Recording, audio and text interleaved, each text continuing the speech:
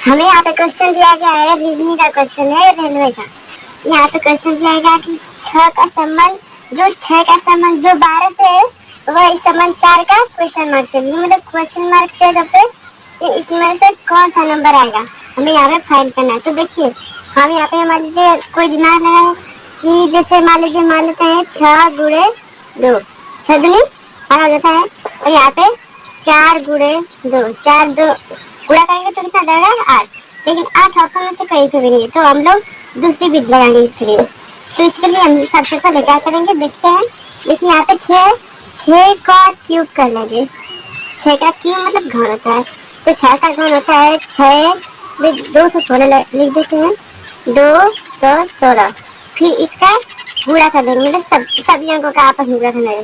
तो 2 गुणे 1 गुणे 6 6 दूनी 12 और 1 12, फिर हो जाएगा ऐसे ही। इसको भी ऐसे ही करेंगे, यहाँ पे जो स्टेप लगेगा यहाँ पे वही स्टेप लगेगा, इसलिए यहाँ पे करते हुए 4 का क्यूब लिखेंगे, यहाँ पे 4 का क्यूब, तो यहाँ पे हो जाएगा 64। फिर इसके आपस में गुणा करेंगे 6 चौक 24 हो जाएगा, मतलब हमारा ऑप्शन नंबर भी सही हो जाएगा। यहाँ पे दिया गया है हमें दूसरा क्वेश्चन बोलता है 3, 8, 15, 26, क्वेश्चन मार्क, मतलब कि इन सब में आपस में एक ही जैसा जो पैटर्न में इन सब में जोड़ा गया, मतलब कि जोड़ा गया है, घटाया क्या कुछ भी हो सकता है। तो हम इन सब का गैप देखते हैं, 3 और 8 का गैप। तो 3 में और 8 का गैप कितना होता है, 5 का गैप होता है।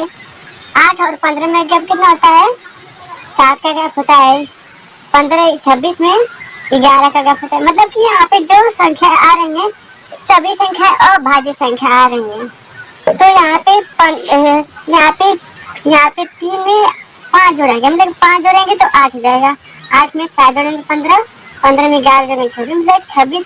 11 के बाद जो अभाज्य संख्या आएगी उसी को 26 में जोड़ेंगे और हमारा आंसर आ जाएगा। मतलब कि यहाँ पे देखते हैं जैसे 26 हो जाएगा, फिर प्लस 11 के बाद विषम संख्या क्या आती है 13, मतलब 26 प्लस 13 36 9 2 1 3, मतलब 26 13 हो जाएगा 39, और ये हमारा ऑप्शन नंबर ए सही हो जाएगा।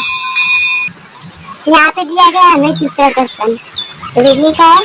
तो यहाँ पे देखेंगे पहले क्या करना है। देखिए 18 में मान लीजिए 2 से भाग करेंगे, 18 में 2 से भाग करेंगे तो 9 आ जाएगा, ये तो सही हो जाएगा मान लीजिए। अब यहाँ पे यही करेंगे तो 12 में 2 से भाग करेंगे तो होगा 6, लेकिन 6 ऑप्शन में नहीं है, इसलिए इसको मिटा देते हैं। तो देखिए अब दूसरा ट्रिक लगाएंगे अपना है ना, तो 18 का क्यूब करेंगे, 18 का स्क्वायर करेंगे पहले। 18 का स्क्वायर कितना होता है 324। इन नंबर को आपस में जोड़ देंगे, 3 2 5 5 और 4 9, मतलब कि ये वाला आ गया 18 के बदले 9 आ गया। तो इसको भी अगले करेंगे, जिससे ये स्टेप इसमें ये स्टेप लगा तो इसमें भी ये स्टेप लगेगा। तो यहाँ पे लगा देखते हैं 12 का स्क्वायर, तो यहाँ पे 12 का स्क्वायर होता है 144।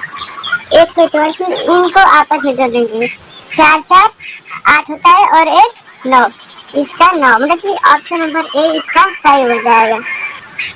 हमें यहाँ पे दिया गया है चौथा क्वेश्चन है। अब चौथा क्वेश्चन है जो संबंध 5 से है वही 5 का संबंध क्वेश्चन मार्क से। तो यहाँ पे हम लोग अलग तरीके से करते हैं, तो 2 का स्क्वायर कर लेते हैं। तो 2 का स्क्वायर होता है 4, 4 में 1 जोड़ देते हैं, कितना हो जाएगा 5 5 तो आगे यहाँ पे इसको लगा देते देखते हैं। तो 5 का स्क्वायर होता है 25, 25 प्लस 1 25 से 26, लेकिन 26 ऑप्शन में है नहीं, तो इसको निकालते हैं और दूसरा भी लगाते हैं। फिर यहाँ पे लगाते हैं, देखिए इसका गैप देख लेते हैं, 2 में 3 जोड़े हैं तो कितना जाएगा 5।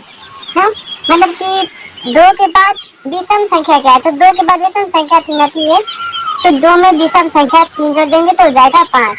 अब यही करेंगे इसमें, तो 5 के बाद विषम संख्या मतलब 5 प्लस विषम संख्या 5 के बाद, लेकिन देखेंगे तो 5 के बाद विषम संख्या आती है 7, 5 7 कितना हो जाएगा 12, मतलब कि ऑप्शन नंबर ए हमारा सही हो जाएगा।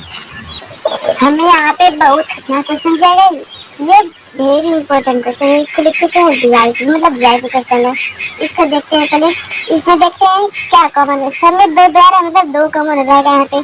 और पावर 20 है तो पावर 20 में कॉमन जाएगा, तो यहाँ पे लिख देते हैं 2 के पावर 20 कॉमन करके इसका डिवाइड करेंगे 1 प्लस 1 प्लस 1 प्लस 1 हो जाएगा 2 के पावर 20। फिर इसको जोड़ेंगे कितना जाएगा 4, 2 के पावर 20 हो जाएगा, यहाँ पे हो जाएगा 2। इसको 4 को हम 2 के पावर 2 लिखते हैं, आप लोग जानते होंगे, तो यहाँ पे इसको 2 के पावर 2 लिख सकते हैं।